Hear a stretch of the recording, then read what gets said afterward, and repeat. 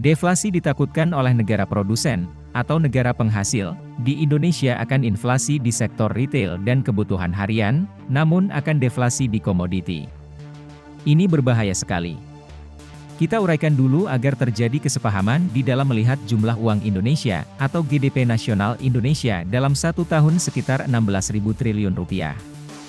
Yang 2.500 adalah APBN, yang 10.000 triliun adalah uang yang dipegang oleh pengusaha besar, atau para konglomerat, dan yang 3.500 triliun adalah uang beredar di kalangan UKM yang sejumlah 97% manusia Indonesia bergantung kepadanya. Sudah 7 presiden jaraknya ya begitu, ditambah jabatan 2 kali lagi juga akan begitu, karena mazhabnya sama, cara mengelola ekonominya sama. Yang beda mazhab aliran ekonominya, yang paling telak hanya MMT-nya Newmin. Di mana idealnya angka tersebut adalah 10.000 triliun rupiah APBN, 10.000 triliun rupiah oligar, dan 10.000 triliun rupiah UKM.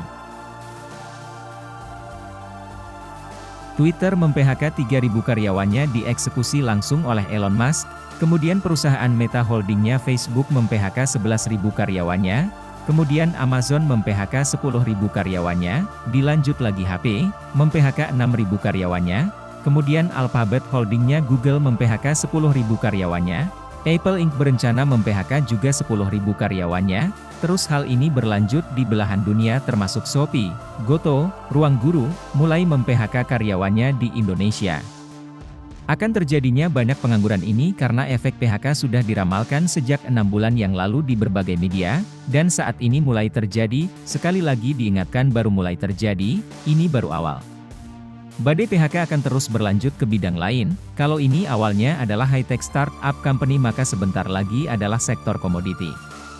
Kita ingatkan lagi apa yang akan terjadi di Indonesia, yang mana hal ini akan berdampak cukup parah kalau terjadi tanpa kita persiapkan langkah antisipasinya selain perpanjangan jabatan dan menunda pemilu. Salah satunya adalah terjadinya deflasi, bukan inflasi seperti yang diramal banyak pengamat. Sungguh inflasi tidak perlu ditakutkan, inflasi ditakuti kalau negaranya tidak ada produksi untuk pemenuhan kebutuhan dasar rumah tangga. Kunci yang penting, kata, tidak ada produksi. Katakan misalnya inflasi 50%, artinya harga telur misalnya dari Rp20.000 sekilo jadi Rp30.000 sekilo, itu inflasi namanya. Lalu menyelesaikannya bagaimana? Dengan meningkatkan produksi. Apa yang dimaksud dengan peningkatan produksi? Misalnya seorang ibu penjahit bisa menjahit 3 potong baju sehari, yang dimaksud meningkatkan produksi adalah kalau dalam sehari dia bisa membuat 10 baju maka produksinya meningkat 200%. Produksi yang meningkat 200% tak akan pernah takut pada inflasi 50% sekalipun. Inilah yang akan terjadi kalau di tahun depan, produksi tidak meningkat, artinya bukan inflasi masalah negara kita, tapi stagflasi. Stagflasi tidak akan pernah selesai dengan memberikan BLT atau create demand, tetapi bisa selesai dengan meningkatkan produksi di skala massal agar barang jadi murah. Kita kembali dulu ke deflasi, penurunan harga. Deflasi ditakutkan oleh negara produsen, atau negara penghasil. Di Indonesia akan inflasi di sektor retail dan kebutuhan harian, namun akan deflasi di komoditi. Ini berbahaya sekali.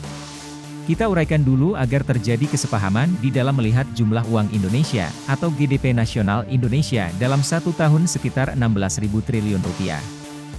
Yang 2.500 adalah APBN, yang 10.000 triliun adalah uang yang dipegang oleh pengusaha besar, atau para konglomerat, dan yang 3.500 triliun adalah uang beredar di kalangan UKM yang sejumlah 97% manusia Indonesia bergantung kepadanya. Sudah 7 presiden jaraknya ya begitu, ditambah jabatan 2 kali lagi juga akan begitu, karena mazhabnya sama, cara mengelola ekonominya sama. Yang beda mazhab aliran ekonominya, yang paling telak hanya MMT-nya Newmin. Di mana idealnya angka tersebut adalah 10.000 triliun rupiah APBN, 10.000 triliun rupiah oligar, dan 10.000 triliun rupiah UKM. Kue ekonomi dibagi rata, asing hanya mitra dari oligar, dan UKM yang sifatnya minoritas juga tidak boleh masuk sektor hulu, smelting hingga refinery, sumber daya alam, apalagi mayoritas kepemilikan asing seperti yang selama ini terjadi. Jadi kita masih akan menikmati hal ini selama 2 tahun ke depan, yaitu oligar penguasa 10.000 triliun yang bergantung pada komoditas. Batu bara, nikel, CPO sawit yang terbesar, total ketiganya bisa mencapai 3.000 triliun per tahunnya, juga hasil sumber daya alam lainnya. Kita semua tahu apa yang akan terjadi pada nikel di tahun 2023 hingga 2024, yaitu nikel akan oversupply, di mana saat ini sudah overproduksi. Barang itu menumpuk 90%-nya di Tiongkok, namun kebutuhan akan nikel terasa mulai menurun. Batu bara terlihat naik permintaannya, namun hanya sementara karena selama musim dingin Eropa saja kebutuhan meningkat karena efek gas Rusia. Menjelang bulan Maret 2023, maka harga batu bara akan menukik tajam karena oversupply.